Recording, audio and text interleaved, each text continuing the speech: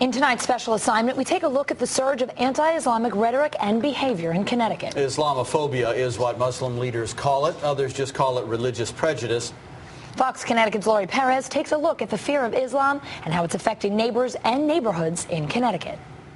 For Oscar Saeed, it's been subtle. The awkward glances, the quiet steps away. Post 9/11, riding up the 30 floors to his office in Hartford City Place, he could sense what wasn't spoken. For a couple months there, people would look at me, and you could see it in their eyes that they were thinking twice about whether they wanted to get in this elevator with me or whether they wanted to be that high up in the air with me.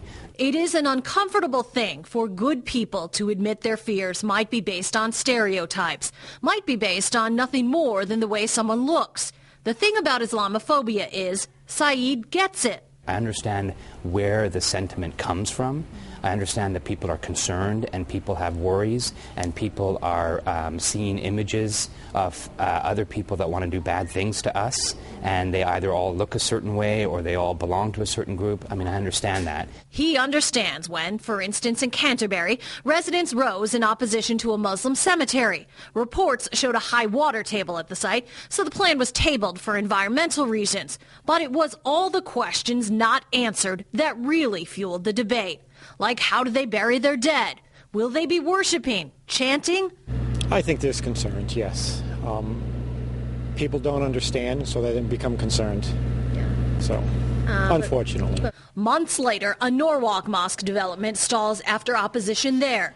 And in September, when the Hartford City Council announced Islamic prayer would be welcome before meetings, dozens complained in hateful, some called them racist, emails, saying it was bad timing considering the 9/11 anniversary and the controversial Burn the Koran Day in Florida, to which some council members disagreed, saying there was no better time. This is just unconscionable, and we cannot allow it to happen without saying something. So as far as this one council person is concerned, yes, there is a very specific message there. In the end, the prayer idea was pulled and replaced with a moment of silence. Example after example here in Connecticut, where anti-Islamic rhetoric and behavior is shaping our public lives and conversations. Maybe not always with the best results, but raising the issue, and optimists might say, giving opportunities to open minds. I'm Muslim, and I live here in America, but I can assure you I have far more in common with you than I do with those people that are perpetrating all these, what I would consider crimes against humanity.